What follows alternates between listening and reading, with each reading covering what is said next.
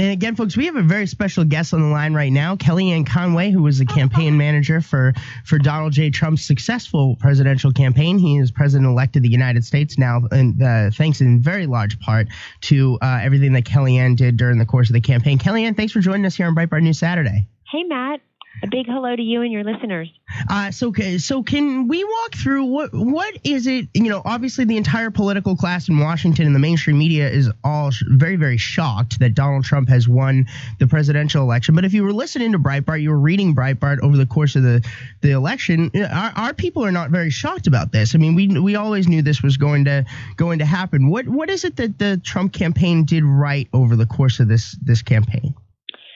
So, Matt, you're absolutely right that if you looked at certain cues, I think they were hiding in plain sight. This is a change election. Over 70% of Americans wanted to go in a new and different direction. That really never budged.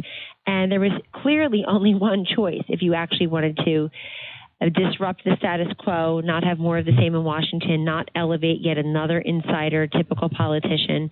And I think in many cases, the public actually got what they've been asking pollsters for years, which is I want somebody who's totally from the outside, a non-politician, to get to Washington and get things done and shake it up and not go to Washington owing no one anything. And that, of course, is the essence of Donald Trump's candidacy.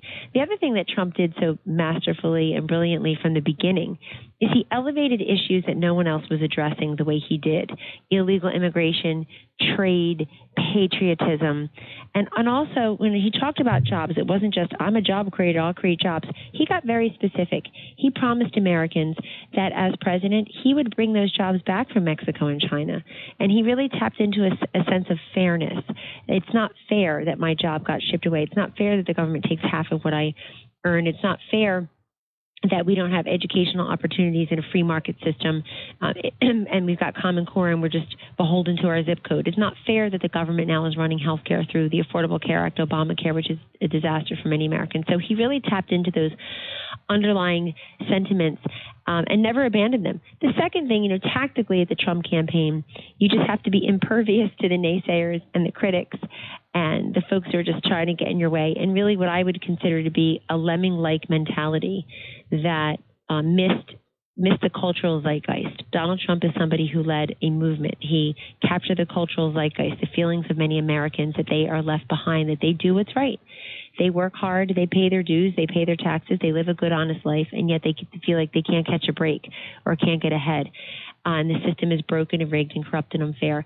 And then, of course, I'm obsessed with numbers. I'm a data person. Don't ask me to ever draw or decorate anything. I cannot. But I'm a numbers person, and we looked at data inputs, whether they were modeling, pure polling, and we looked at the electorate very differently than the media polls and the academic polls. I think too many of them had conclusions in search of evidence. Conclusion, Donald Trump can never be president. Conclusion, Hillary Clinton will be president. Conclusion, temperament and qualifications are most important to Americans. No, the people looked at temperament. They looked at, hey, do you have a good temperament if you lie for a living? Hey, maybe qualifications for the presidency of the United States is not your classic DC resume. Maybe the qualifications are that you've actually created jobs. You've signed the front of a paycheck. You know how to work within the free market and invest in projects and invest in people and when nobody else is. So it's very rewarding because we had a very specific plan to bust through the so-called blue wall rather than sitting around waiting for Hillary Clinton to go from the 248 to the 270 she needed.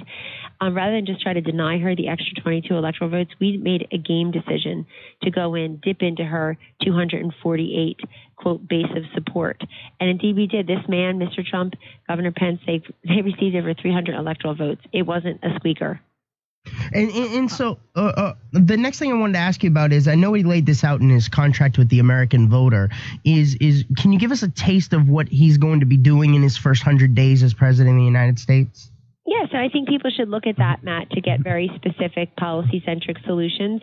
And if you look at it, he's serious about repealing and replacing Obamacare. We've been talking about this as a movement for 6.5 years, but he'll get it done because he has a Republican House and Senate.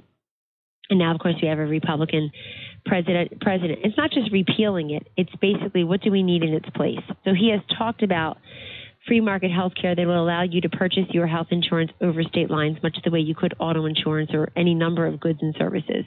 Secondly, he would block grant Medicaid to the states. so that those who are closest to the people can make the most efficient decisions as to how those monies should be spent.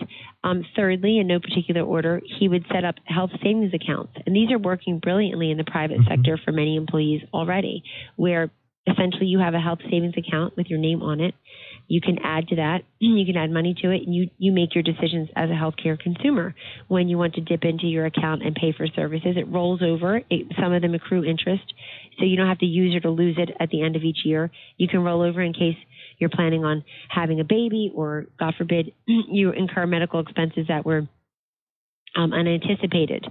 He also would, he would repeal, he's going to get rid of that Obamacare penalty on day one. That's part of actually his tax plan, but it obviously affects healthcare as well. Just getting rid of this penalty that basically tells Americans, buy on the government exchange or we penalize you. The tax reform plan is ambitious but doable, creating 25 million new jobs over 10 years, reducing taxes across the board for individuals and employers, stimulating infrastructure investments and energy independence, and then also rolling back so many of these corrosive regulations that are anti-free market, anti-small business, anti-individual liberty. There's been over 600 of them by the Obama administration. You're going to see many of them go away. And Matt, nobody's ever actually tried this. They haven't since Ronald Reagan in a big way, meaning you can, if you do all of this economically, then you do stimulate growth at, better than the anemic 1.2% that we see. You get growth up to 3, almost 4%. Also, he's talked about in his first 100 days expanding these educational opportunities to be more school choice and charter centric, to provide educational opportunities through technical and vocational education. And so all of that is very, it's just very positive. He's talking about renegotiating bad trade deals, defeating radical Islamic terrorism, any of the number of things that he's campaigned on. And certainly his big centerpiece, build the wall, secure the borders, have an immigration plan that puts America and American workers first. Something you and I have been talking about for years. Hey, Kellyanne, this is Sunny. It's so fun. It's so good to finally get a chance to speak with you. I told the audience that on election morning, the first thing I did was wake up my daughter and say that Hillary Clinton will never be your president. And so I want to say thank you for that. The second thing that she said to me was, now do I get to meet Kellyanne Conway? Oh, well, tell her absolutely. I can't wait. I'm guessing my question for you would be, did you steal Hillary Clinton's hammer? Because you would be the first woman to run a presidential election, and not only run the election, but win it. So is that what happened? Did you go and steal Hillary's hammer? Well, thank you so much, Sonny, and tell your daughter thank you, and I love her back, and God bless her and her future. I think of people like your daughter, like my daughters and my son, when I think about what this election really means.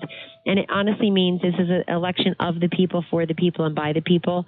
And I feel, people will stop me on the street and they'll say, you all, meaning Mr. Trump and the campaign. But Mr. Trump, of course, saved the Supreme Court, saved America, give us a nice restart button. And it's for the people. And to me, it's especially for future generations.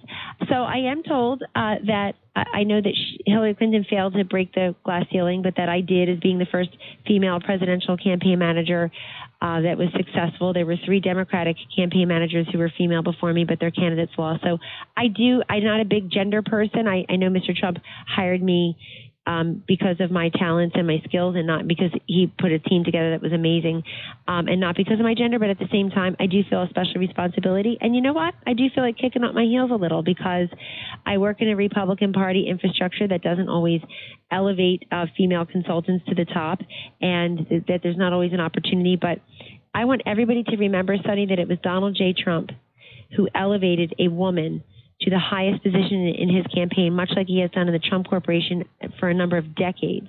And it is he who gave women responsibilities. And it is he, by the way, who did the same among female voters, as did Mitt Romney and John McCain. For all this talk, the first female president, it did not attract a critical mass of women. I always knew and said publicly, probably on Breitbart radio, that she would need about 60% of the female vote to win. And she got nowhere near there because she had this reverse gender gap with men. But I'm excited. I want all the little girls out there to know that the lessons are very simple. Be kind your entire life, because all the kindness I showed to other people came back to me manifold in this campaign. And secondly, and most importantly, if you work hard and you get your shot one day, you too will shine. You have to believe in yourself. Don't listen to the critics. Don't listen to the naysayers. You know who you are. You're beautiful. You're smart. You can do it. And that's my message to all those little girls out there. All right. Well, Kellyanne Conway, Donald Trump's campaign manager, I want to thank you for joining us here on Breitbart News Saturday. My pleasure. Take care now.